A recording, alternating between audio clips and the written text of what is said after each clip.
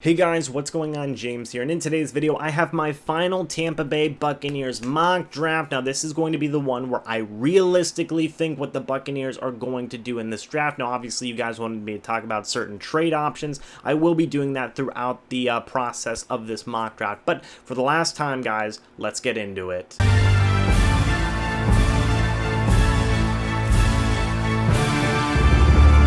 So you guys know the drill at this point. Obviously, it's going to be manual and whatnot. And this is the first situation I want to talk about. Kyler Murray going number 1 overall, then Bosa, then Williams, then Josh Allen. This is something that is more likelier than not going to happen. I still don't think that Murray's going to go number 1 overall, but I still think he's going to go in the top 3 picks. The big question mark is the Oakland Raiders. They could take anybody. They could take Josh Allen. They could take Devin White. They could take Ed Oliver. I think that one of those 3 guys is going to be the Buccaneers pick in number 5 overall. Obviously, if they take, say, Devin White, I think Ed Oliver would be the Buccaneers pick over Josh Allen. If the Raiders take Josh Allen in this instance, I think that the Buccaneers are going to take Devin White, linebacker out of LSU. And obviously, if they take Ed Oliver, I still think that the Buccaneers are going to take linebacker Devin White out of LSU. But with that being said, guys, I'm going to make Devin White the first-round draft pick here. The reason being is because obviously Quan Alexander, he left for free agency. He's making big money in San Francisco. And I know the argument can be made, well, Jason Licht got a very valuable linebacker in the 4th round for the Tampa Bay Buccaneers. What's to say he can't do it again? Devin White is a literal athletic specimen, okay? If you take advantage of that athleticism and work on his mechanics, he could be literally a potential Hall of Fame level linebacker, okay? He's that good. I don't mean to jump the gun, but he's that good, okay? He's really, really athletic, and he's really, really good. So obviously the need is there, and I think that for the purposes of this mock draft, in this situation that is very likely to happen, I'm going to go with linebacker Devin White out of LSU. Alright, we're in the 2nd round here, and I have the Buccaneers selecting Jerry Tillery, interior defensive lineman out of Notre Dame. Now, I do want to talk about the Buccaneers potentially trading back up into the 1st round and selecting someone possibly like a DeAndre Baker, a Chauncey Gardner-Johnson, a Jonathan Adams, or somebody else along those lines. The Buccaneers trading up at the end of the 1st round. I think that they could do that, and if they did, they might select a guy like Jerry Tillery. That's something that could very possibly happen. I don't think they're going to select a guy like Jeffrey Simmons. Obviously, he's coming off of a torn ACL, and I don't think they're going to select a guy like Dexter Lawrence simply because he's literally the same type of player that Vita Vea is. So I don't think that those guys are on the table for the Buccaneers. However, a guy like Jerry Tillery, 6'5", 306 pounds, he's a guy that you could realistically see as a replacement for a guy like Gerald McCoy. Obviously, the future of Gerald McCoy is very much up in the air, and if the Buccaneers were to replace him,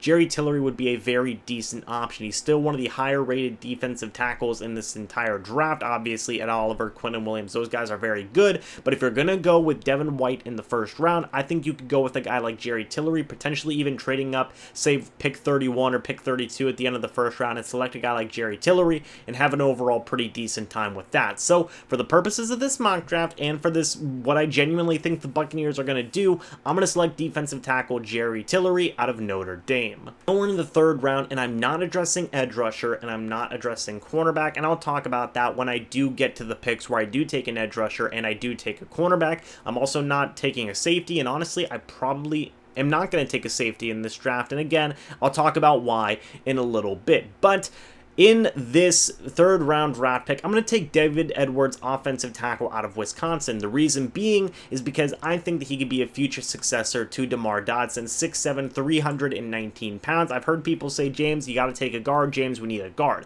Here's the realistic situation, okay? Jason Licht drafted Alex Cappa with a 3rd round draft pick in last year's draft. Alex Cappa got 0 playing time over a guy like Caleb Benenoch, and I think that this year and next year and potentially even the year after that, there's going to be a realistic opportunity for Alex Cappa to solidify himself as a starting guard. I think Cappa has a very solid chance to be the starting right guard for the Tampa Bay Buccaneers this upcoming season. Because Jason Licht invested a 3rd round draft pick in him, it makes sense Jason Light's going to want to play his guys. And I think that with this pick of David Edwards out of Wisconsin, I think that it is possible that he's going to be there at pick number 70 for the Tampa Bay Buccaneers. Obviously, he's the 68th overall rated draft prospect for the draftnetwork.com. And I think that it continues this trend of what Jason Licht has been doing in investing 2nd and 3rd round draft picks in offensive linemen. He's done it with Donovan Smith. Ali Marpet, and Alex Kappa. And I think with David Edwards, you continue that trend of just investing second and third round draft picks in that offensive line and kind of solidifying it and making it good for the future. So with that being said, I'm going to take David Edwards, offensive tackle, out of Wisconsin. In the 4th round here, and I'm going to address edge rusher here. Now I know people are going to start riding and saying, James, why aren't you going to take a safety? James, why aren't you going to take a cornerback? Again, I have a plan of taking a cornerback in the next round, in the 5th round, and I'm not taking a safety in this draft, and I'll explain why when I'm talking about the cornerback pick. But for this draft pick, I'm going to take Justin Hollins, edge rusher out of Oregon. Now, you obviously have recent free agent addition Shaq Barrett, who I think is going to be a starter on one edge rushing position for the Tampa Bay Buccaneers, and you have former 2nd round draft pick Noah Spence, who I also think has a very decent chance of being a starting edge rusher for the Buccaneers at the other edge rushing position. This pick is about building on that depth and building on the potential. I think Justin Hollins is very good size for what Todd Bowles and what Bruce Arians want for an edge rusher. 6'4", 238 pounds. I know some people are going to say he's undersized, but I think that's pretty good size regarding an edge rushing linebacker. I think he will fit perfectly into this offense, and that's why I'm going to take him with this draft pick. I don't know if he's going to be the starter or not. I still think that it's going to be Shaq Barrett and Noah Spence, but I think he has a chance to be a very solid rotational type of guy, which is why I'm going to be taking him with this 4th round draft pick. We're on to the 5th round, and I'm going to be taking a cornerback with this pick. And the first thing I want to explain is why I'm not taking a safety in this mock draft, okay?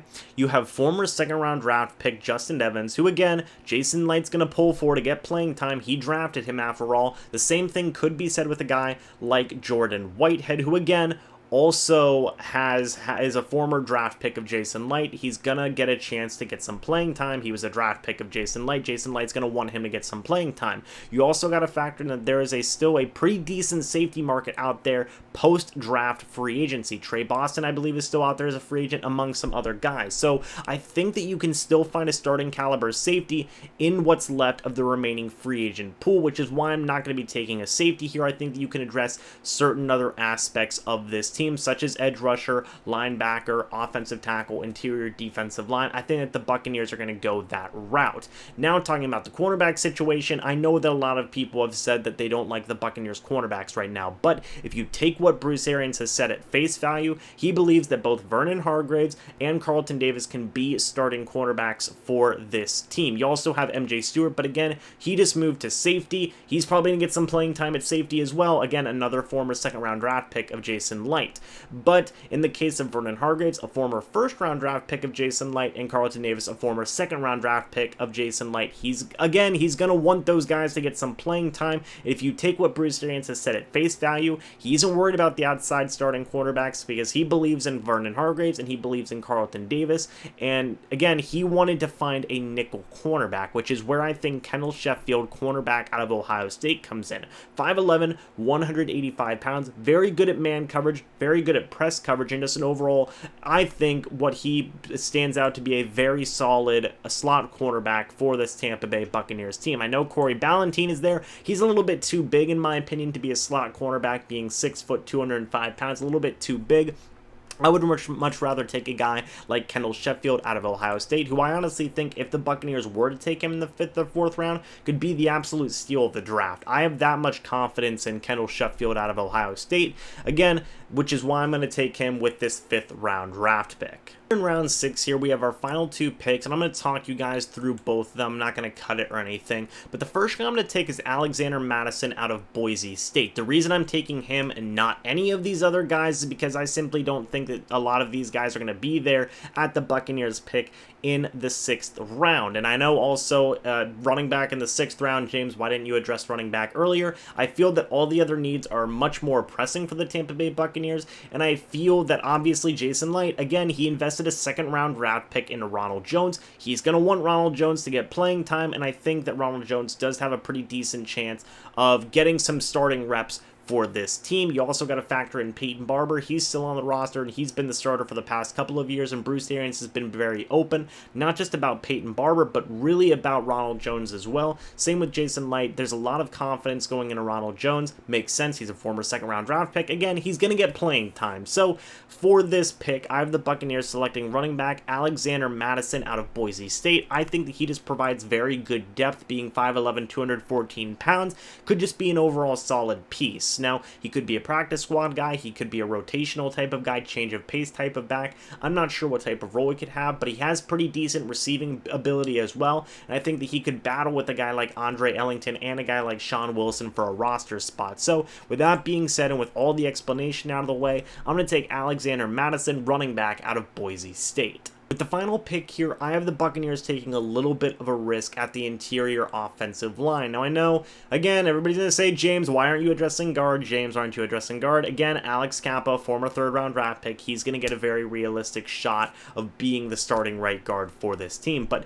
in this 7th-round draft pick, I'm going to take Alex Bars out of Notre Dame. Now, the very interesting thing about Alex Bars, much like Jack Sitchy, is if he wouldn't have suffered injuries, he could have lined up to be a 3rd-round draft pick in this upcoming draft. So I think the Buccaneers are yet again going to take a risk on a guy like Alex Bars, see what he can do. Obviously, so far, Jack Sitchy, he has had some injury troubles, but again, I still think that it was a decent pick, and I think that Alex Bars could be a decent pick as well, should his health maintain and should it work out. So with that being said, the last pick of what I realistically think the Tampa Bay Buccaneers are going to do in this mock draft is going to be Alex Bars, interior offensive lineman out of Notre Dame. So that's it. This is what I realistically think the Buccaneers draft could look like. Obviously, might not be the exact players, but I do think this could be what they potentially do position by position. Talking about round 1, Devin White. A lot of people think Devin White's going to end up on the Tampa Bay Buccaneers. Makes sense. Quan Alexander left to go to free agency. The Buccaneers have a little bit of a need at linebacker. They do obviously have guys like Kevin Minter,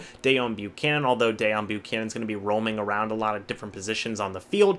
But you could argue that, yes, they do need a linebacker, and Devin White would be the best available guy, in my opinion, and a lot of opinions of other Bucs fans. In the 2nd round, I do have them taking Jerry Tillery, interior defensive lineman out of Notre Dame. They could trade back up into the 1st round for a defensive tackle. That is something that they could do, but I think with their 2nd pick, regardless of where it is, they're going to end up with an interior defensive lineman, specifically a guy who is a little bit under, not undersized, but with a little bit of a smaller build, 6'5", 306 pounds, obviously not a big 340-pound type of guy, because they want a new 3-technique defensive tackle to replace a guy like Gerald McCoy. I think in the 3rd round, they're not going to go guard, because again, you have former 3rd-round draft pick Alex Kappa. He's going to get a realistic chance of being a starting right guard for this team. I think you go with a future successor to a guy like DeMar Dodson. Yes, the Buccaneers picked up his option, but you need to think about the future. This is where I think David Edwards, offensive tackle out of Wisconsin, comes in. Again, I don't know if that's going to be their guy. Maybe they trade up, maybe they trade back, whatever the situation is. I think they're going to get an offensive tackle in this draft, and I think they're going to take them relatively early. Again, David Edwards, good offensive tackle, figures to be a right tackle in this league, and would be a very good successor to a guy like DeMar Dodson, and it continues the trend Jason Light has been doing of having offensive linemen be taken in the 2nd and 3rd round. So David Edwards is the pick. In the 4th round, Justin Hollins, edge rusher. I'm not addressing it early on in the draft because you have Shaq Barrett and Noah Spence among other guys there already, and I think that Justin Hollins, or whoever it is in the 4th round, could figure to be a very decent rotational type of guy. In the 5th round, you have Kendall Sheffield, cornerback. I know a lot of people are going to give me flack for that one, but again, you have Vernon Hargreaves, former 1st-round draft pick. You have Carlton Davis, former 2nd-round draft pick. Bruce Arians has a lot of confidence in both of those guys. He expressed his interest in finding a nickel guy, not an outside starting cornerback, and I think that that's where a guy like Kendall Sheffield comes into place. I think that he would be a phenomenal slot cornerback. Alexander Mattison, running back out of Boise State, very solid depth piece. I think that he could be a very good change of pace back, as well as offer a little bit of something in the passing game as well. And then finally, Alex Bars, interior offensive lineman. I think that he could be a potential steal in this draft should his health maintain, and should he provide a very solid role as, a future offensive lineman, be it center, guard, wherever you want to put him. He could just be good should his health maintain, because if his health maintains, much like Jack Sitchie, he could have been a third-round pick, so that's where I think the value comes in there. But yeah, guys, thank you so much for watching this. Obviously, safety wasn't addressed, but again, I think that the free agency pool, and obviously having the fact of Justin Evans being a former second-round draft pick and Jordan Whitehead being a former fourth-round draft pick is going to affect a lot of what the Buccaneers do at the safety position, and I think that you still can get a quality starting safety in what's left of this free agency pool. But again, thank you guys so much for watching this video. Hope you all enjoyed this final Buccaneers mock draft. And until the next video and the next live stream, I'll see you in the next one. But until then, and as always, guys, goodbye for now, and go Bucs.